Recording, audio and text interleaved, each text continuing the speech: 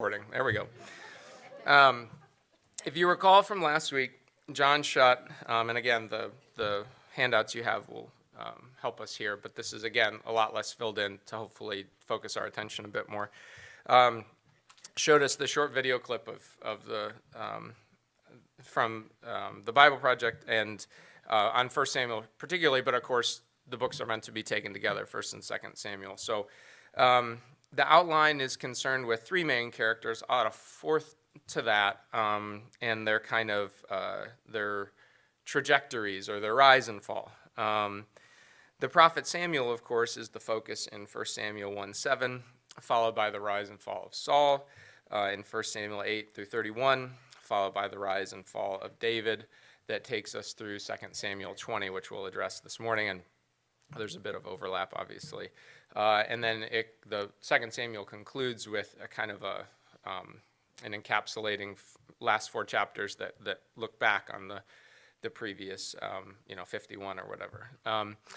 So the delineation between 1 and 2 Samuel happens at the end of this overlapping period between Saul and David. Indeed, we could see both books chronicling the overlapping arcs of blessing and judgment of four main characters. I don't know if you're going to be able to tell which of these lines I drew, but we have Eli coming in, obviously at the start of before the start of 1 Samuel, and then of course we have Samuel himself, and so we've got it's very crude, but a bit of overlap just to see how the main characters are chronologically related to one another, and how their rise of blessing and ascension then falls into sin and degradation. So we see the downfall of Eli at the outset of 1 Samuel, and this is mostly due to the sins of his sons, which is the theme,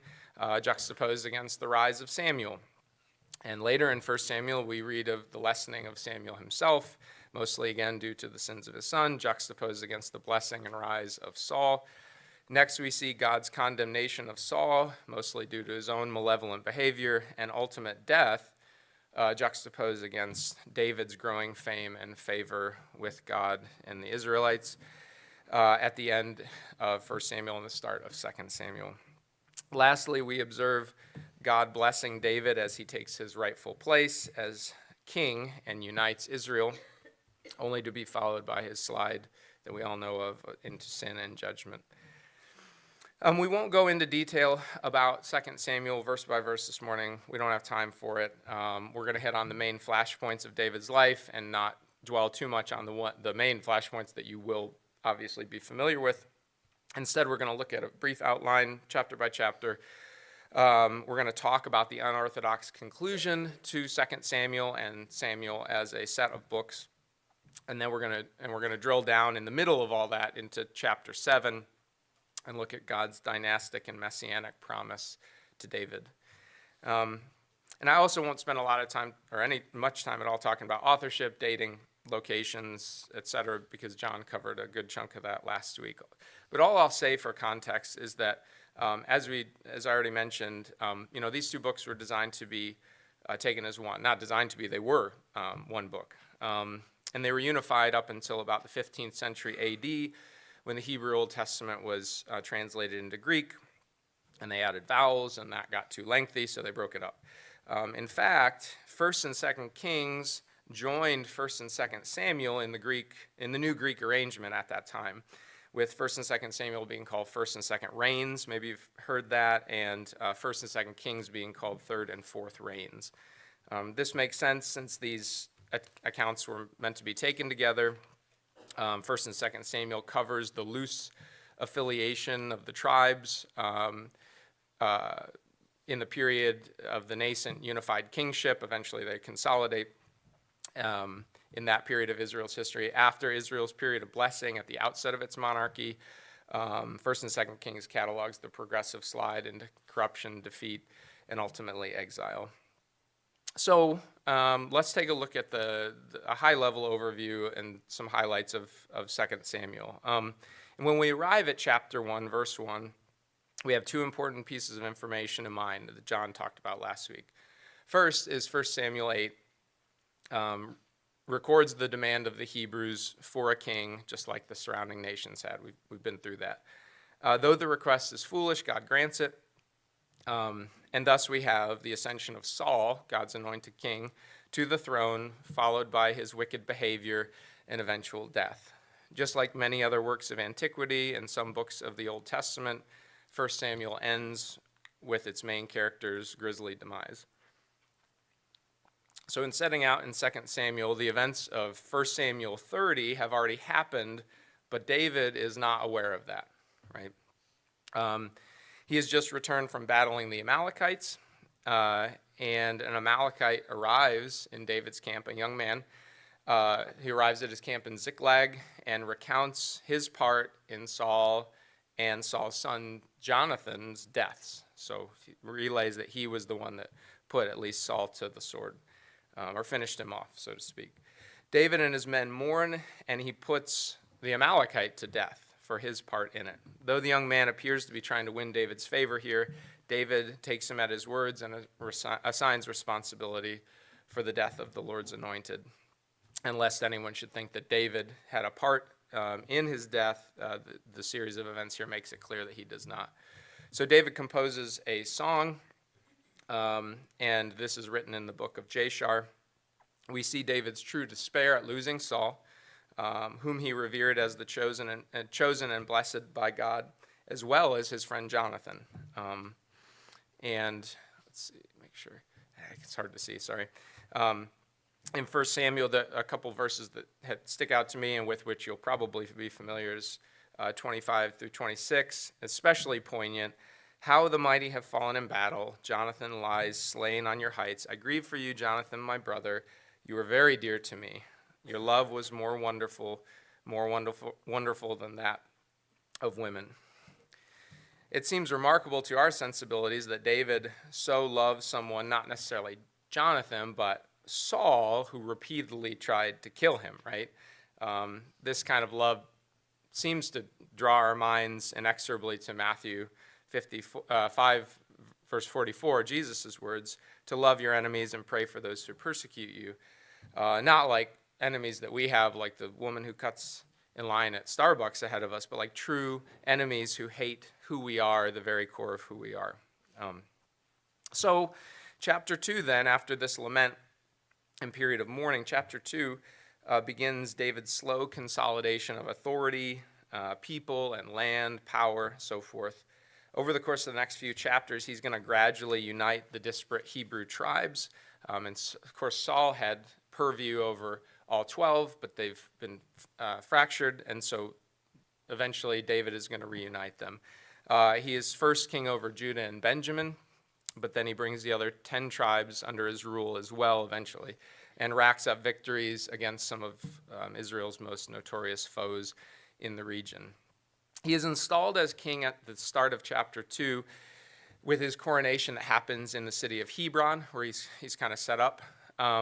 At that time, Abner, who is the commander of Saul's army, makes Ishbosheth. Ishbosheth? I've said it a million times and now I'm tripping up. But one of Saul's surviving sons, the new king over the 10 tribes. So Saul's military commander installs a new king to rival David. There are skirmishes between these factions belonging to David, which is headed by Joab and Abner, that continue despite temporary truces. Joab eventually defects to join Judah, but he is killed by Joab. Ishbosheth is also killed, but by members of his own tribe, the Benjamites, who are in turn put to death by David. So lots of skirmishes, lots of battles, lots of death, lots of, trying to consolidate power. Chapter 5 brings us to, takes us about 7 years from the time that David had initially been crowned as king. And with Ishbosheth and Abner now gone, all 12 tribes come to Hebron to anoint David as king over a finally reunited Israel. So David takes this new mandate as an opportunity to conquer Jerusalem and rid it of its pagan occupants, the Jebusites. And David makes Israel's new capital city, and now he rebrands it as Zion. He not only makes it its new capital city, but he enlarges its borders, so he expands it. He wins decisive victories against the Philistines. And again, it's going to be a little hard to see. The gray is kind of we're talking about Jerusalem here specifically, but in terms of Israel's land, the gray is at the start of his reign, and the green is at the end of his reign. So just some context for how the victories he achieved in battle, the territory expansion, and so forth. So while ruling in Jerusalem, which we'll come back to, David has several children, including Solomon and Nathan. And unfortunately, he also takes this opportunity to add to his growing number of wives and concubines. So chapter 6 is primarily concerned with the Ark of the Covenant and its relocation to Jerusalem, as well as bringing the previously mobile tabernacle into the city. So during the Ark of the Covenant's heavily protected trip from Bela of Judah to Jerusalem, we have the well-known striking down of Uzzah when he reaches out his hand to keep the Ark of the Covenant from tipping over. I think Denny addressed that, or someone addressed that years ago in terms of reconciling that with God's justice, benevolence, and so forth. We won't get into that now, but just as a reference point, because most of you will know that story. We also have the infamous schoolmarm scolding of Michal towards her husband David. David's crime, of course, was dancing joyously as the Ark of the Covenant entered Jerusalem. And David was intent on making the city not only the most important culturally and politically in Israel, but also, obviously, religiously. So chapter 7, that we'll look at a bit more and drill down into a bit, happens in this context of making Jerusalem the epicenter for everything that is happening in Israel. The Ark is there. The tabernacle is there. It's the capital city and the seat of David's rule. It's the cultural, economic, and military fulcrum of the kingdom. At least that's what David's turning it into. And after finally establishing himself and his kingship in Jerusalem, David finds himself in a grand palace built by the finest cedars, from Lebanon, and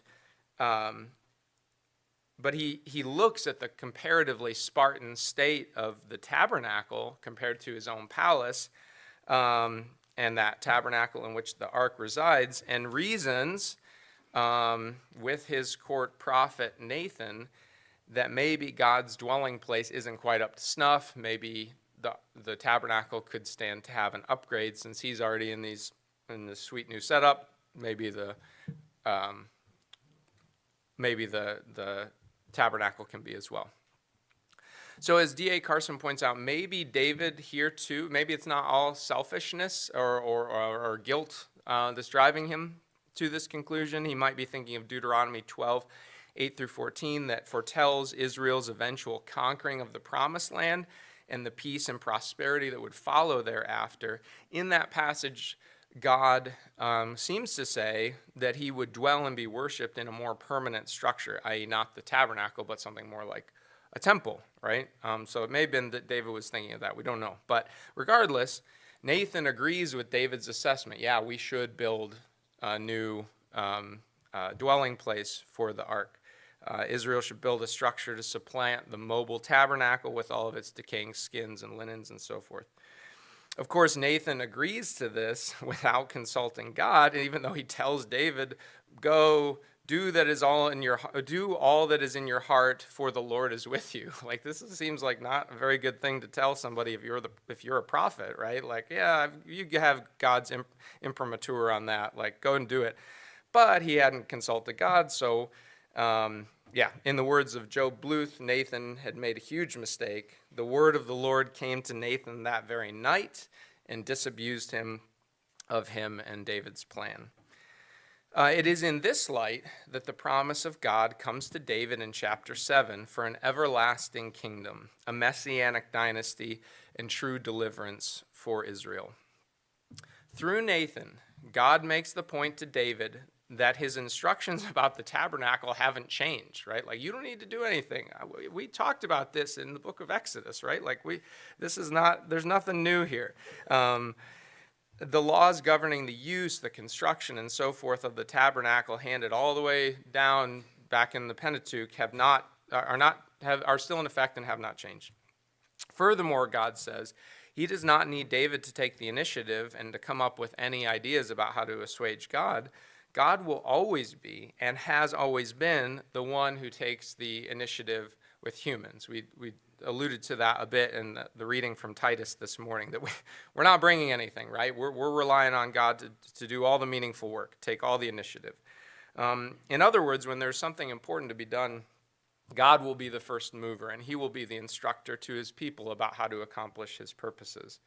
God tells David, he tells him, but he more reminds him that he was the one that plucked David from the countryside outside of Bethlehem as a shepherd and made him great.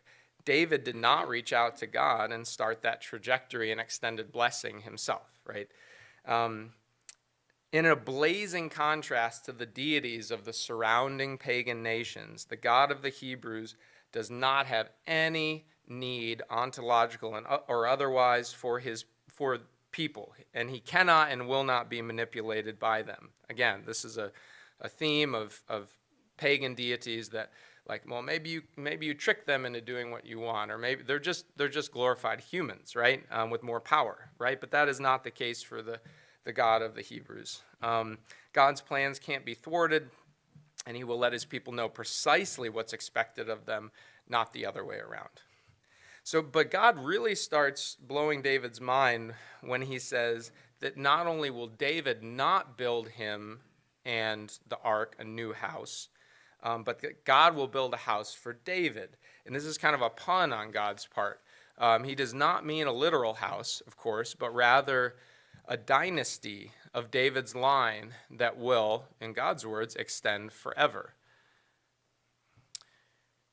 1 Samuel 7:11 through 16, I didn't put the chapter there, unfortunately, says, "The Lord declares to you that the Lord himself will establish a house for you. When your days are over and you rest with your ancestors, I will raise up your offspring to succeed you, your own flesh and blood, and I will establish his kingdom. He is the one who will build a house for my name," not you, right? "And I will establish the throne of his kingdom forever. I will be his father, and he will be my son. When he does wrong, I will punish him with a rod wielded by men, with floggings inflicted by human hands. But my love will never be taken away from him, as I took it away from Saul, whom I removed before you. Your house and your kingdom will endure forever before me. Your throne will be established forever." And the fact that billions of people over the course of the last 3,000 years have known the name and exploits of King David seems to indicate that God kept his promise, at least to the letter. God tells David that in the short term, David's son Solomon will be the one to build a permanent residence for God in the ark. Not David, Solomon will be. And we know how astonishing the first temple in Jerusalem was that Solomon built, right? Probably better than anything David had in mind at the time. But in the longer term, God says that he will establish the throne of David and Solomon's kingdom forever. And this would come as quite a surprise to David, since he had firsthand experience with the first king that Israel had, Saul, right? And he watched him and his only son get killed off together years prior. I mean, Saul's dynasty never even reached its second generation, but now God all of a sudden is promising David an everlasting kingdom and dynasty. So D.A. Carson points out, related to this promise of God, you can have an everlasting kingdom and kingship pretty much only two ways. Either you beget son after son after son after son after son ad infinitum for all of eternity, or you find a king who can live and reign forever. Not to spoil the ending here, but you can probably see where this is going. From the New Testament, the picture of Jesus that the author of Hebrews paints, is a prophet, priest, and king who operates and is qualified in chapter 7 on the basis of the power of an indestructible life. Luke 1:33 tells us of Jesus that he will rule over the house of Jacob forever, and of his kingdom there will be no end. Revelation 11:15 says, the kingdom of the world has become the kingdom of our Lord and his Christ, and he shall reign forever and ever. From the Old Testament, Isaiah 9:6 through 7, set of verses with which we're all very familiar and recite often around this time of year, or coming up to this time of year. For to us a child is born, to us a son is given, and the government will be on his shoulders, and he will be called Wonderful Counselor, Mighty God, Everlasting Father, Prince of Peace. Of the greatness of his government and peace there will be no end. He will reign on David's throne and over his kingdom, establishing and upholding it with justice and righteousness from that time on and forever. The zeal of the Lord Almighty will accomplish this. And Daniel 4:3, his kingdom is an everlasting kingdom, and his dominion endures from generation to generation. Micah 4:7, the Lord will reign over them in Mount Zion from this time forth and forevermore. This promise of God in chapter 7 of 2 Samuel to establish a kingdom that starts with David and lasts into eternity astounds David. He spends the rest of the chapter actually much longer than God's deliverance of the promise to David. David then just goes on this astonished soliloquy, oh my gosh, I can't believe this happened. You're so great. How could this be? Which is a wholly appropriate response. It just goes on and on and on and on and on. So he spends the rest of the chapter praising God in wonder and thankfulness for what he has heard. The words of Nathan that started with a rebuke for David's hubris have now revealed a plan and provision that David can't even really believe. Though perhaps God couldn't have put the pieces though perhaps David could not have put the pieces together at that moment, this decree of God was just another intricate piece of the Lord's redemptive plan for his people. It started with a promise to Abraham all the way back in Genesis in the Ur of the Chaldees to make Abraham's descendants more numerous than the stars in the sky. It flowed through the patriarchs, the enslavement in Egypt, the sojourn in the wilderness, the taking of the promised land, all the way through the judges and now kings of the Hebrews. It would subsequently move through Solomon, the increasingly fractious kingdom, the prophets, up to beyond the judgment, exile, and the return to the promised land, the rebuilding of the temple, and the 400 years of silence that followed. But then, just as it seemed that God had forgotten in this 400 years of silence in the intertestamental period, that he had forgotten his people and that perhaps his promise was broken of kingly succession and an eternal kingdom, the words of Matthew in his Gospel's genealogy ring out in verse 1, the very start of the New Testament.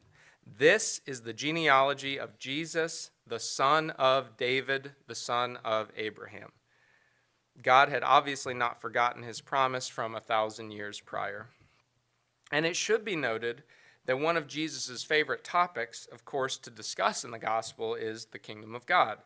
That can trace its origins in part all the way back to this promise of the Davidic dynasty that started with the same oath. The kingdom of David will be forever, and from it will come the Messiah, the one who will uphold it and establish it forever. So that was chapter 7, and a little excursus. Let's go back to keep going with chapter 8. Chapter 8 sees more military dominance against the Philistines. Remember, David at this point is expanding his reach. If we go back just a couple slides, he's building his territory, expanding Israel as a united nation. David's armies also have success against the Moabites, Edomites, and others. Chapter 9 chronicles David's discovery that a grandson of Saul, that's Jonathan's son, Mephibosheth, is still alive. He didn't know. He didn't know if there were any descendants of Saul that were still around. David summons Mephibosheth, and showers him with gifts, affirmation, servants, and he gives him an appointment in the royal palace. He's happy to see him.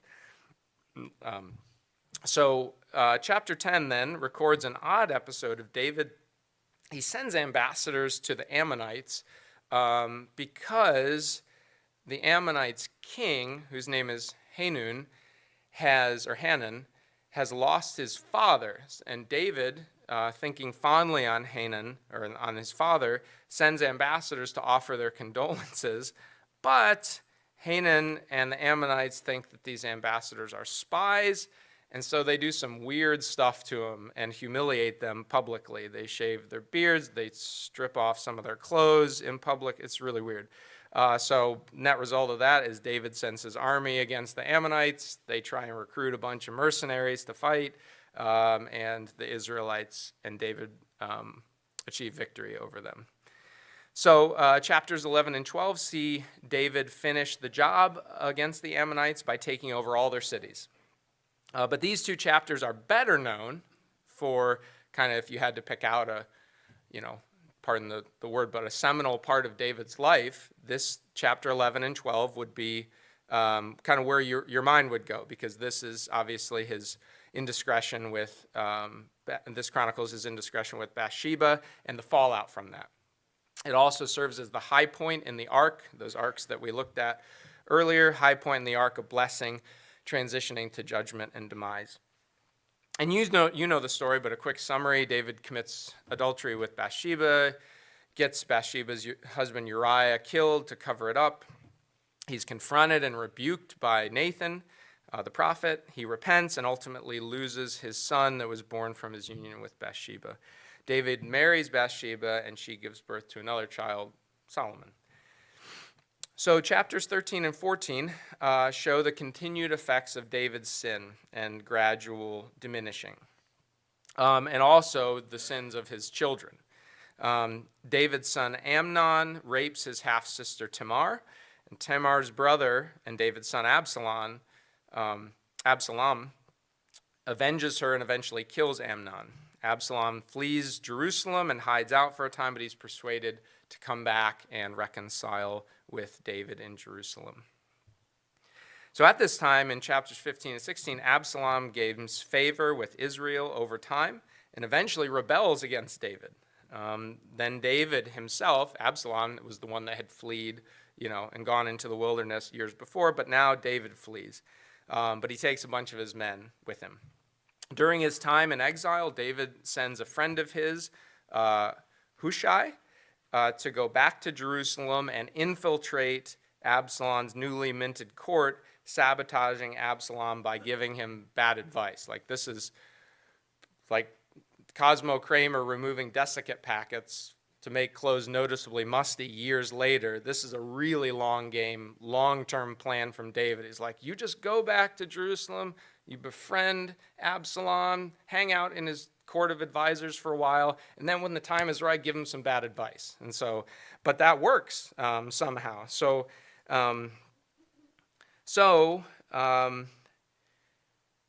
But before that works, Absalom pulls this disgusting stunt where he pitches a tent on top of the royal palace, brings all of David's concubines up there, and sleeps with them in a public manner to humiliate David. And again, David's not there at the time.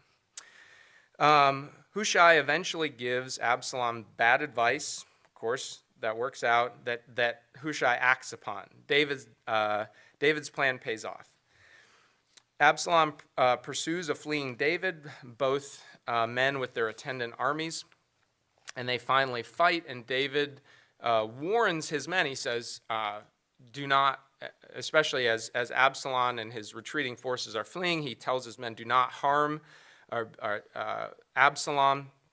But Absalom becomes ensnared and can't run anymore, and is killed by David's men in direct, with disobeying what David had told them. So just as David mourned over the loss of Saul, Jonathan, and his child with Bathsheba, so now he mourns over Absalom in chapters 19 and 20. Nevertheless, after this period of mourning, he returns to Jerusalem to assume the throne again under the protection of the tribe of Judah.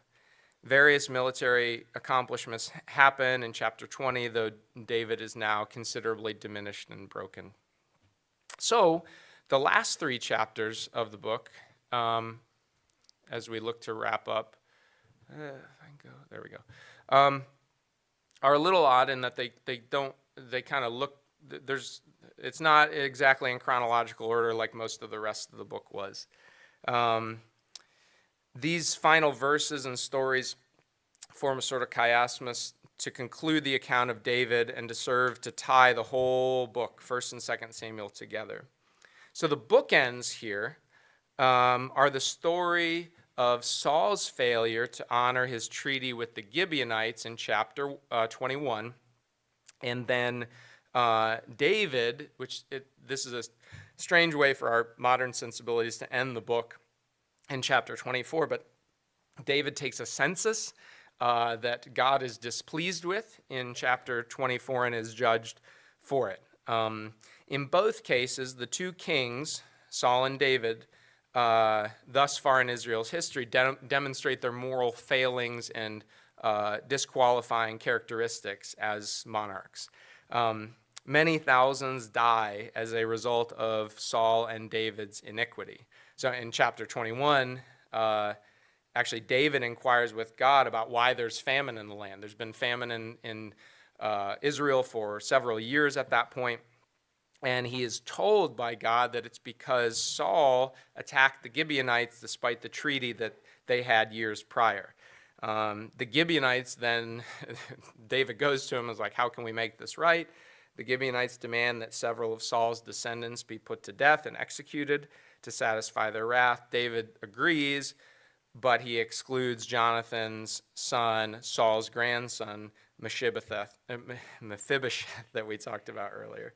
And as punishment for David, so if we now go to chapter 24, David's failure regarding the census, David elects to have, basically, he takes a census, God is displeased with it. God says you can choose basically 3 punishments. You can have a military defeat, you can have a famine, which he's already had, or you can have a plague come upon Israel, and David chooses the plague, so lots of people die. So moral failings of the monarchs on the outside here. Once we get inside, the next pair of stories are concerning David's victories against the Philistines, but victories in which he was dependent on the help of others, like totally dependent on the help of others. Just as his exploits started as a shepherd boy, slaying the Philistine Goliath with the miraculous aid of God, so too David is totally reliant upon his mighty men, David's mighty men, in battle. That's what these 2 stories illustrate. As he is in a weak and broken state, he needs all their assistance. David's mighty men do what he could not do for himself. And finally, we come to the center of this, which is the focal point, which is designed to draw our attention there, which are kind of out of place for the book of 2 Samuel, but these poems that David writes in chapters 22 and 23, they kind of take us back to Hannah's song at the start or near the start of 1 Samuel. These poems that David writes are all about thanksgiving to God and praise for the Lord's provision for David and for Israel in general. He is profoundly grateful to God despite all that has happened over the second half of over the last, many chapters of the book, all of the terrible things that have befallen him and have befallen the nation. But he's thankful to God for God's protection, power, deliverance, sustaining presence, divine justice even when it's been directed at him and Israel. As David looks back over his life, he sees the hand of God in upholding him against his enemies, despite his own wickedness.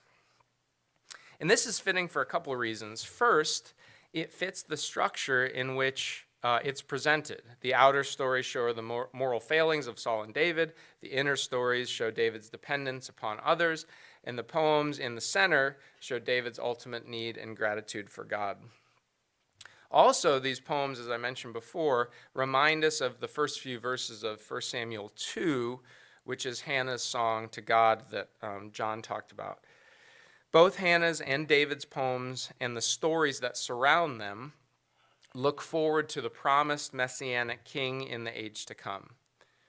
Both bookends remind the reader and the listener at the time of God's ability to accomplish his plans despite human sin and frailty. And both accounts accentuate humanity's unfailing need for the love and rescue and preservation by the God of the universe. Unless the reader is tempted to dwell on the increasingly chaotic mess that was the end of Eli's life and Samuel's life and David's life and leadership, David and Hannah's prayers and songs to the Lord help to properly frame all that's happened in these 55 chapters of 1st and 2nd Samuel. God will accomplish his purposes through sinful people. He is faithful, eager to bless, and he is true. And though the period that follows with Solomon's kingship and the separation of the kingdoms after that and the eventual exile is a dark period, a truly dark period in the history of God's people, he remains loyal to them and will continue his promises just as he does for us today. At this time, if the musicians could come up, I think we have a song to close the service.